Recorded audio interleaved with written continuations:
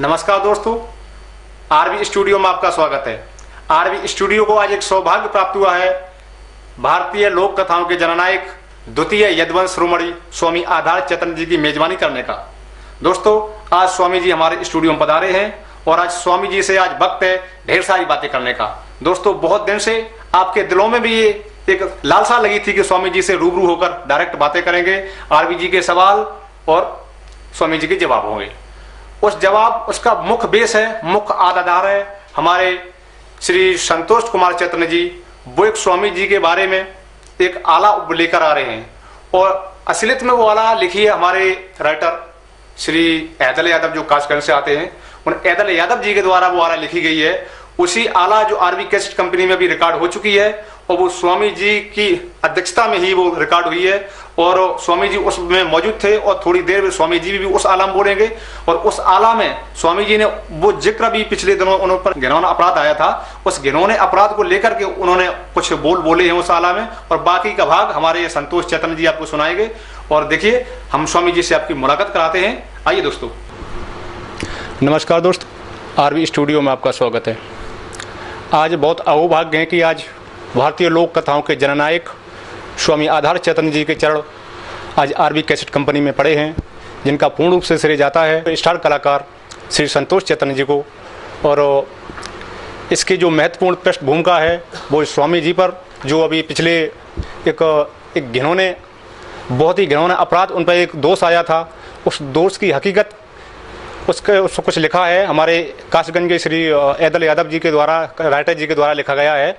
बहुत उनके जो अभी 15 दिन 20 दिन जेल से रिहा होकर स्वामी जी आए हैं, उसके बारे में कुछ ऐदल यादव ने लिखा है, जिसको गायकी की रास्ते पेश करेंगे हमारे संतोष चैतन्य जी।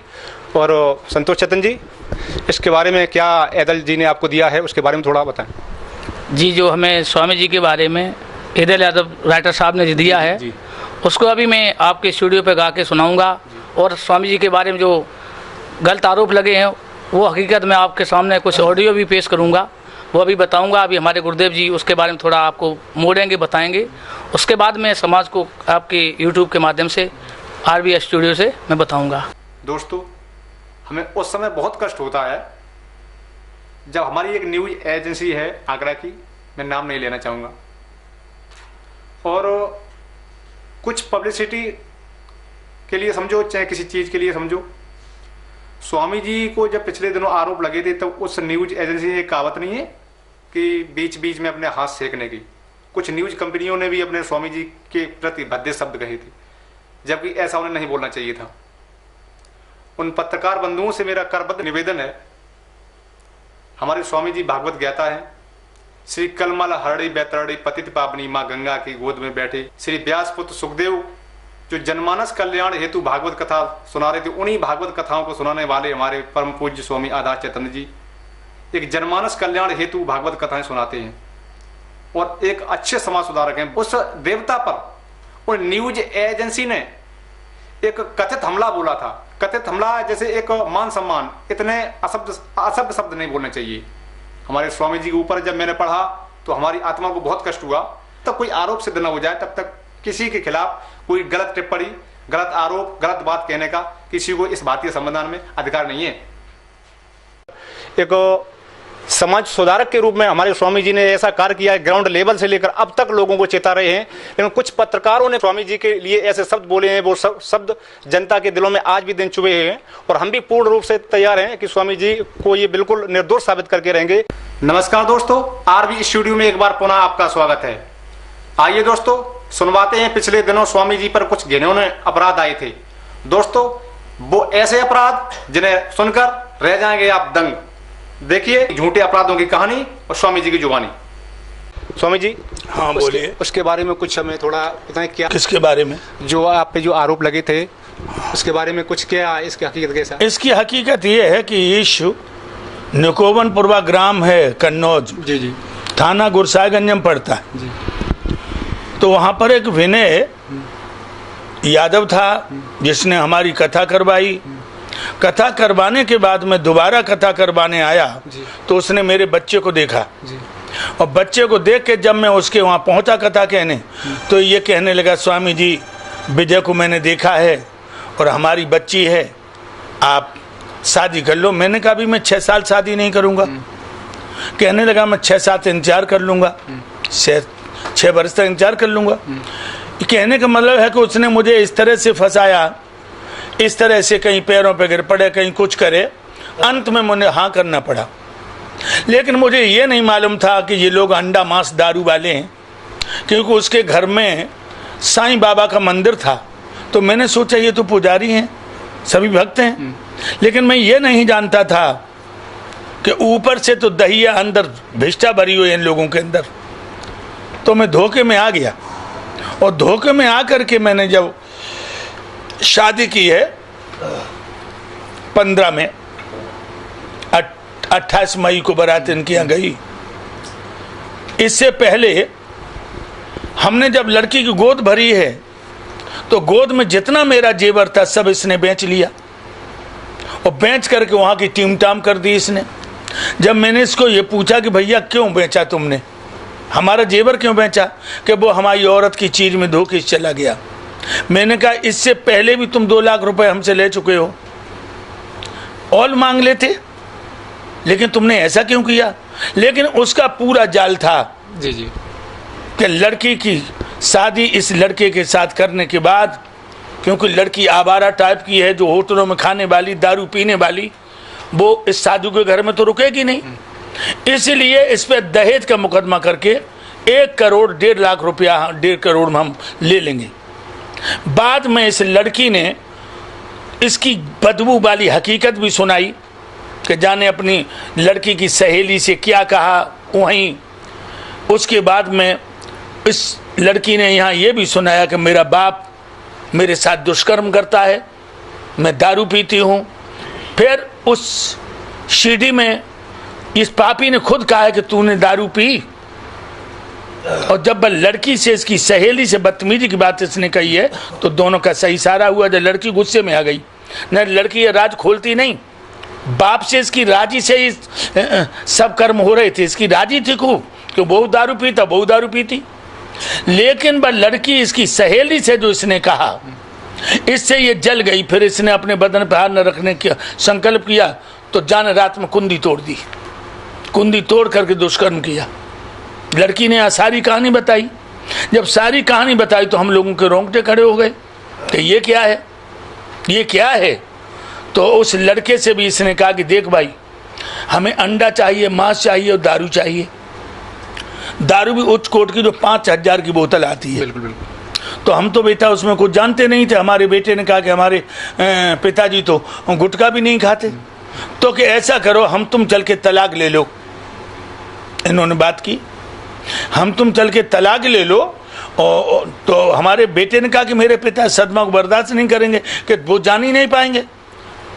फिर ये 11 जुलाई को ये जाकर के इन्होंने तलाक की पटिशन दाखिल कर दी दोनों ने। तो तलाक की पटिशन दाखिल करने के बाद 6 महीने दिए जाते हैं। स्वामी जी, शादी को कितना वक्त हुआ था? शादी को 3 सालें हुई थी। अच्छा। तीसरी साल थी।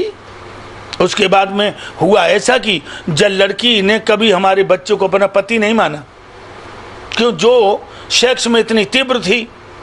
बा ने खुद बताया कि मेरा बाप, यानी बहुत घिनौनी बातें जो उनसे कही नहीं जाती, हमारे साथ 4 बार 6 बार कुकर्म करता था, और तू क्या है, यानी ऐसी गंदी बातें की उसने। तो कहा कि तू मेरी हविश पूरी नहीं कर सकता, मैं अपने बाप के पास ही जाऊंगी, और उसके बाद तलाक कर ले, मैं चली जाऊंगी। ये बातें हमारे बच्चे से हुई। मैंने इसको बुलाया, इस लड़की के बाप को। हम कहे तू आ जा, आकर के देख भैया तेरी बेटी क्या कह रही है। लेकिन ये जान चुका था कि मेरा भंडा फूट गया, मेरे पापों का घड़ा फूट गया। फिर ये आया नहीं। फिर जाने क्या किया है, कन्नौज से पुलिस भेजी है, लेडीज पुलिस, कि हमारी लड़की को बंधन में बंधक बनाए हुए हैं, हमारी लड़की से मोबाइल ले लिया, हमारी लड़की जी। तो पुलिस आई, पुलिस ने लड़की को हम उस समय थे ना, हम बिठूर में कथा कह रहे थे, हम उस समय थे नहीं। तो पुलिस ने आकर लड़की को एक कमरे में बंद किया और कहा, तो लड़की ने खुले शब्दों में कहा मेरा बाप हमारा यौन शोषण करता, मैं तो नहीं जाऊंगी। वो भी इसने बात इसलिए कही क्योंकि ये तलाक के कागज करे आई थी। तो वो 11 अप्रैल को, वो 11 जनवरी को इसके पूरे होने थे, और ये 1 नवंबर को पुलिस गई। इसमें भी लड़की का राज था कि अगर मैं अभी चली जाऊंगी तो तलाक मेरी अधूरी रह जाएगी। जब नहीं गई इसने खुले शब्दों में, तो हेमलता नाम की एक दरोगा थी, उसे बयान दिया इसने लेकर के मेरा बाप मेरा यौन शोषण करता है। वो आज भी मेरे पास मौजूद है, मोहर लगी हुई है गुरसागंज की। तो बेटा उसके बाद में जब पापिनी ने तलाक ले ली है, तलाक लेने के बाद में ये लड़की जाने तो कही कि मुझे जाने दो, लेकिन हमने सोचा औरंगाबाद बहुत दूर में कैसे इसको जो है मैं जानता नहीं, मैंने उसे बुलाया। 23 फरवरी को ये लड़की को ले गया। 23 फरवरी को ले जाने के बाद मैं लड़की से ये कहा कि तूने मेरा सारा राज तो बता दिया, लेकिन अब तू ये कह के रिवॉल्वर यहाँ लगा करके तलाक करवाई है, और रिवॉल्वर यहाँ लगा करके ये कहा कि तू ये कह के मैं अपने बाप के साथ सोती हूँ। इस तरह से जाने ड्रामा बना करके उसके बाद में 76-77 मेरे पूरे परिवार को लगा दी, हमें लगा दी, हम जो बड़ा बेटा उसे लगा दी, अपने पति को भी लगा दी, और हमारा छोटा बेटा उसे भी लगा दी। ये 77 लगा दी, तो 2 बच्चे तो वहीं निकल गए, हम और मेरा बेटा, मेरी पत्नी, मेरी छोटी बच्ची, उसे भी इसने उसमें दिया। लेकिन जब 77-76 लगा दी इसने, तो वो दहेज वाली धारा खत्म हो गई। अब मैं जेल गया तो 77-76 वालों की जमानत नहीं जल्दी होती, लेकिन उनके पास हर मामला झूठा, FIR में कुछ और लिख रही है, 164 में बयान कुछ और दे रही है कि मेरे साथ बलात्कार किया, और जब मेडिकल हुआ तो उसमें 8 महीना तक कुछ हुआ ही नहीं। तो इसने इस तरह से मुझे ठगने की, अब ये डिमांड करता 1,37,00,000 रुपया की। अब इतना मेरे पास कहाँ आया, इसने कुछ मुझे दिया ही नहीं। गाड़ी इसकी थी, वो इसी के नाम थी, वो अपनी ले गया। सामान इसने जो मुझे दिया है, बर्तन वगैरह, वो पैक हुए रखे हैं, जब जी आए तब ले जाए। लेकिन ये पापी वो कुत्ता है जिसने बेटी और बाप के रिश्तों को कलंकित कर दिया। मेरे पास ठोस प्रमाण है, और जो उसको सुन लेता है, जो उसे सुन लेता है, वो तब यकीन मान लेता कि ये सत्य है। वो भी आपको देंगे, आप बीच बीच में इसकी बाप की, इसकी और इसके बाप की बातें सुनिए, लड़की की माँ और लड़की की बातें सुनिए, आपको एहसास हो जाएगा कि ये रिवॉल्वर लगा करके बातें हो रही हैं। बिल्कुल बिल्कुल, ये है बेटा। दोस्तों आपने सुना है स्वामी जी के मुंह से कि पैसे की ललक में इंसान कहाँ से कहाँ गिर जाता है। दोस्तों स्वामी जी ने आजीवन उस मुरली मनोहर कन्हैया के नाम का डंका बजाया है सारे भारत में। दोस्तों उस बंसी वाले की कृपा मात्र छाया से ही हमारे स्वामी जी निर्दोष बरी हो रहे हैं, निर्दोष छूट रहे हैं। और इसी पर हमारे राइटर श्री ऐदल यादव काशगंज, उन्होंने कुछ सोचा, समझा और लिखा, और लिखने के बाद गाने के लिए चुना हमारे RB स्टूडियो के स्टार कलाकार श्री संतोष कुमार चतन जी को, निवासी आशापुरवा, रामगढ़, औरैया से। अब संतोष कुमार चतन जी इस आला को बखूबी आप तक पहुंचाएंगे। और लेकिन स्वामी जी से हमारा कहना है, स्वामी जी हमारे संतोष जी के लिए आपका क्या कहना है? मेरा इसके लिए आशीर्वाद है, और मेरा ये आशीर्वाद है कि हमेशा सत्य की विजय होती है। बेटा कैसेट भी भरो तो असत्य मत कोई शब्द कहना, सत्य ही कहो, और सत्य की विजय सर्वदा है। और मुझे अपने बेटे पर नाज भी है। मुझे ये नाज है कि मैं इसकी आवाज में अपनी बिथा को सुनना चाहता हूं। पापी को तो प्रभु ने सजा दी है, लेकिन वो पापी उसको मानता नहीं। जादन हमारी जमानत की बहस थी, बादन ये 3 गुन्नों को लेकर के, अपने बेटे को लेकर खुद लेकर के गया, लेकिन मजिस्ट्रेट ने साफ कह दिया कि इसमें ये तो सब झूठा खेल है, हमें जमानत मिल गई। फिर ये रात में दारू पी करके चला तो तिरबा कट पे आकर के जागी गाड़ी बह गई। तो एक मुसलमान था, क्योंकि 21 अगस्त को ये गया और 22 अगस्त को बकरीद थी। तो एक मुसलमान भाई अपनी नमाज पढ़ने को आए, उन्होंने अपना गाड़ी खड़ी कर दी कि कल नमाज पढ़ के जाएंगे। जाके गाड़ी इस तरफ बह की है कि बाकी घर में घुस गई, 4 पाई पे मुसलमान को मार दिया, और मार करके आगे जाके दीवार से टकरा गई। वो 3 तो गुंडे भाग गए, जे बाप और बेटा दोनों पकड़ गए। तो इनकी वो हालत की है। लड़का तो नपुंसक हो गया, उसकी पेशाब इंद्र की नस फट गई, पैर में फ्रैक्चर, हाथ में फ्रैक्चर, और इसकी भी बड़ी हालत की। मलमूत्र इनके निकल गया, मतलब 10 मिनट अगर पुलिस न पहुंचे तो इनकी डेड बॉडियां मिले। परमात्मा ने इन्हें सजा दी है, लेकिन ये कुत्ता वो है कि ये उस सजा को नहीं मानेगा जब तक इससे भी भयंकर सजा इसके सामने नहीं आएगी। और सवाल रहा है इस बेटे का, तो मुझे इस बेटे पर हमेशा नाज रहा। कभी कभी हम प्यार में से लताड़ तो देते हैं, लेकिन मेरे हृदय में इसके लिए पूर्ण स्थान है। नहीं, एक कहावत है, गुरु कुम्हारा एक सुख कुंभ है, क्या करके है, एक गुरु शिष्य कुंभ है, गड़गड़ काटे खोट, नीचे हाथ लगा के ऊपर मारे। बिल्कुल बिल्कुल बिल्कुल। देखो, गुरु जो होता है वो शिष्य को ठोंक ठोंक के बनाता है। अगर वो पक्का हो गया तो फिर उस पर डिजाइन मिटती नहीं। स्वामी जी, गुरु की फटकार ही एक दुलार माना जाता है। हाँ, क्यों नहीं। और स्वामी जी का रिश्ता इस बुटहर उसीरा से आज का नया रिश्ता नहीं है। स्वामी जी की ननिहाल है बुटहर उसीरा में, और यहाँ से ग्राउंड जीरो स्वामी जी का जो करियर था वो यहीं से स्टार्ट हुआ है। और स्वामी जी इस बुटहर उसीरा और आरवी स्टूडियो के बारे में तो हमने घासें खोदी हैं। हम खुरपी और हंसिया लेकर के हम घास काटने आते थे इधर। ये हमारी कर्म भूमि है और इसे हम जन्म भूमि मानते हैं, हम इसे तीर्थ मानते हैं। अन्यथा आपके स्टूडियो में मुझे आने की कोई जरूरत नहीं थी, लेकिन हम इसको तीर्थ मानते हैं कि उशीरा हमारा तीर्थ है, जिसमें हमारे नाना श्री हुबलाल सिंह स्वर्गीय आदरणीय आत्मा के स्वरूप और हमारे मामा श्री रूपलाल जी और हमारी मामी, ये सब मुझे अपने पुत्र के समान मानते हैं, और आप लोग भी मुझे अपना ही मानते हैं। स्वामी जी, हमारे पिताजी आपके बारे में हमें बताते रहते थे। दोस्तों, हमारे स्वर्गीय पिताजी श्री केशव सिंह यादव हमें बताते रहते थे कि स्वामी जी का मेरा काफ़ी दोस्ताना रहा है। बचपन में हम लोग साथ साथ जानवर भी चलाया करते थे, कहीं फटी टूटी बाल्टी बजाया करते थे, कहीं लौकी के तुम्हें बजाया करते थे। दोस्तों, आज वो हमारे बीच में नहीं है। गत 26 दिसंबर को उनका स्वर्गवास हो गया है, और वो हमें बताते रहते थे। लेकिन स्वामी जी को आज हमें इस मुकाम पर पहुंचता हुआ देख स्वामी जी को अति खुशी हो रही है। आइए स्वामी जी को पूछते हैं कि स्वामी जी का आरवी स्टूडियो के बारे में क्या ख्याल है। आरवी कैसेट कंपनी के लिए मेरा पूर्ण आशीर्वाद है कि हे परमात्मा, ये कैसेट दिन दूनी रात चौगनी बढ़ती रहे और तुम्हें पूर्ण ख्याति मिलती रहे। और जीवन में है क्या, एक ऐसी छाप छोड़ के जाओ कि जाने के बाद में लोग तुम्हारी याद करें।